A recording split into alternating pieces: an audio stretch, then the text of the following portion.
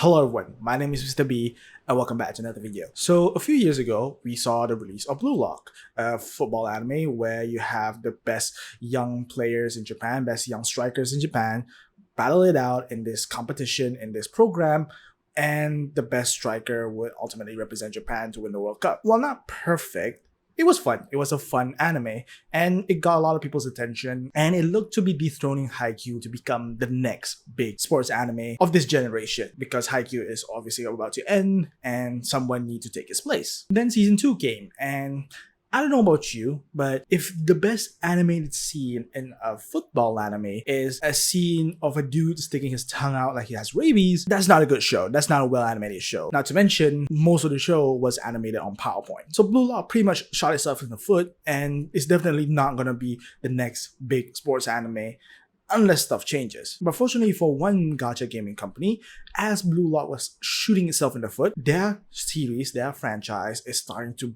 explode outside of Japan.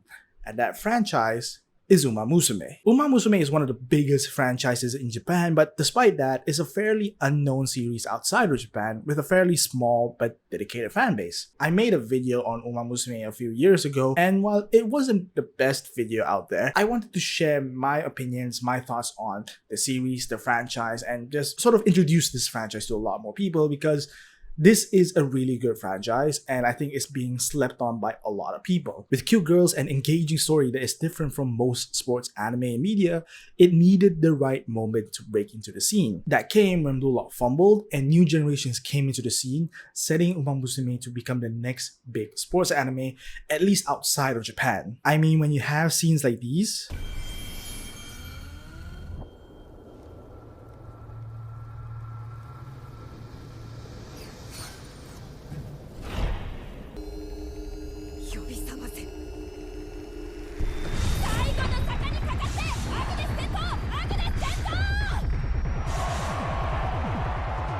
you're deserving of that top spot. You might argue that New Generations is a movie and has a much larger budget than a show like Blue Lock. The fact of the matter is that the show about horse racing has more suspense and, as the kids say, aura than a show about bloody football. Just goes to show how good Uma Musume is, or how bad Blue Lock is. While one might be tempted to start Uma Musume through New Generations, which I don't blame you, there is another alternative. The stars seem to be perfectly aligned for side games in Uma Musume, because just as Uma Musume is exploding outside of Japan, they released a brand new 2-core anime series called Uma Musume Cinderella Gray, based on the very popular manga in Japan. It's about Ogre Cap and her rise and journey to become the best horse girl in Japan. I talked about Cinderella Gray in my Uma Musume video, and I talked about how much I liked it. It's a big fan of the franchise and the manga, and with the first arc, the prologue arc, actually recently ending at the time of me recording this, I figured now is the best time for me to talk about the series and maybe to introduce to you people who don't know what Cinderella Gray is, or sort of on the fence of watching Cinderella Gray, because this is a show that has potential. This is a show that has a lot of potential, and if they adapt the manga well, this show can be the next big sports anime that Blue Lock was supposed to be. Because trust me when I say there is more to this than just cute horse girls running in a circle. It is a really good series. I mentioned that Uma Musume Cinderella Gray is a spin-off from the Uma Musume series, and you might be thinking, it's a spin-off, so I have to watch all the other series, at least the main series, in order to understand it. Truth is, you don't have to. Uma Musume is not like Fate. You don't have to watch every single thing. It helps if you watch the main series at least, but you really don't have to, and this rings true especially with Cinderella Gray. Now, I mentioned that you might be tempted to start with Uma Musume New Generations, which, like I said, I don't blame you, because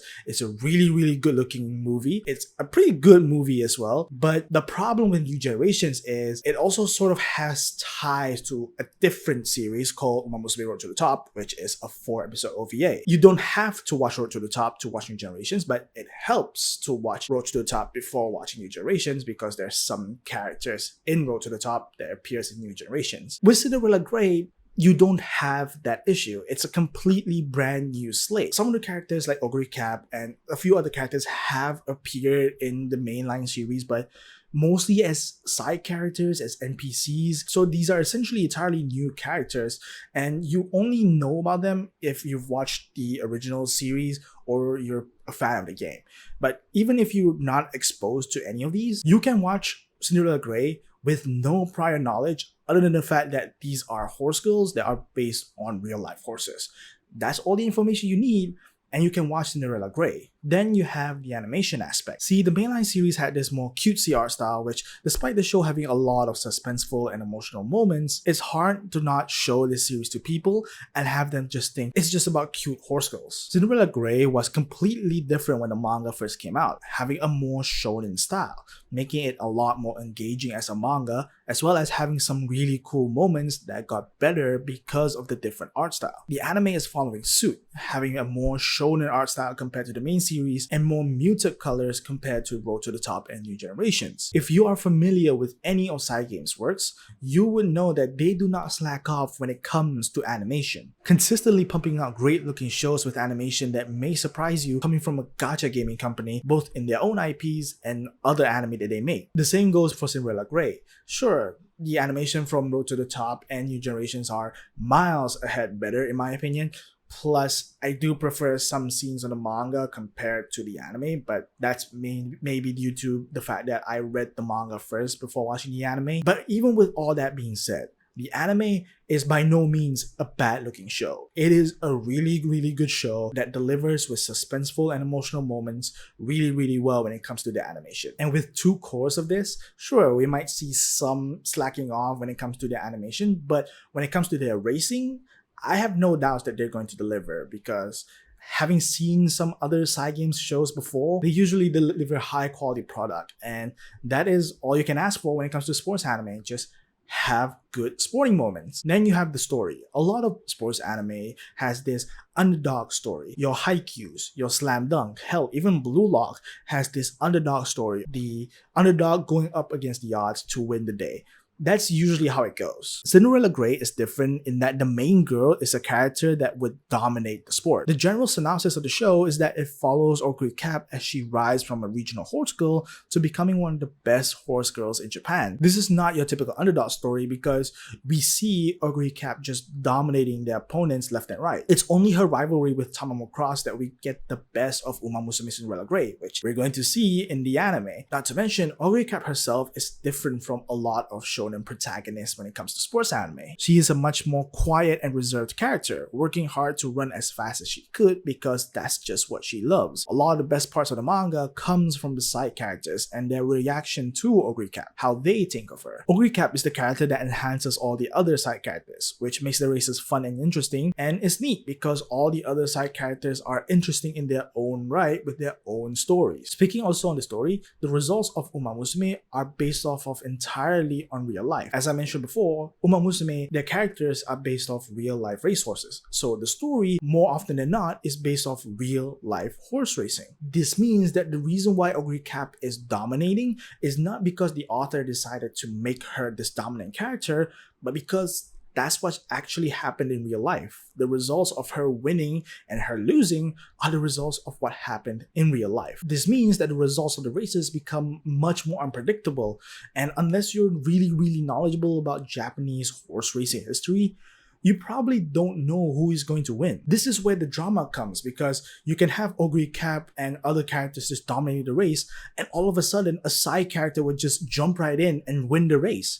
That is where the drama, that is where the excitement comes with Uma Musume. And sure, there's some anime tropes here and there because, of course, it's still anime, but when you have that just out of nowhere scene of just a character just suddenly popping out of nowhere and suddenly winning, or the character that you are rooting for just suddenly winning, or Ogre Cap just completely blitzing out her opponents, it's really fun, because you don't know what's going to happen. And when you take an example of, let's say, Haikyuu, right? Deep down, you know that Karazuno are going to win. They're going to struggle in the matches, but a lot of the times they're going to win. And that predictability would sometimes make things boring. But then you have some of the odd matches, like the matches against Awa Josai, which they lost. They lost, and that surprises you because you thought that they were going to win, but they lost. And that's, in my opinion, one of the best matches in the whole manga because it's unpredictable. You didn't predict that they were going to lose. And as the series progresses, you wait if the series is going to pull off a fast one on you. But most of the time, they're probably not. With Uma Musume, it's fresh because you don't know who's going to win. It could be an underdog, it could be the dominant character.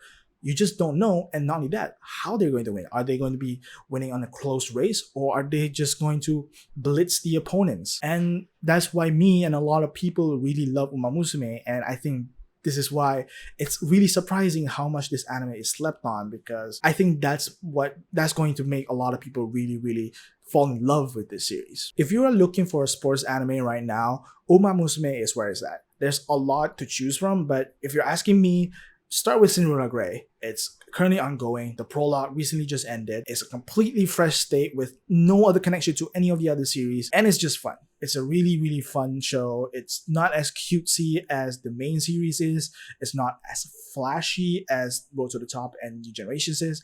It's just a solid shonen show. And I really hope Cinderella Gray and the release of Uma Musume Pretty Derby, the gacha game, does really well outside of Japan, because me and a few others, we really love Uma Musume. The more support that is given to Uma Musume, the more projects that they're going to give us. If you're familiar with Uma Musume, you want more of it. And so far, none of it has been bad, and I've been enjoying the ride so far.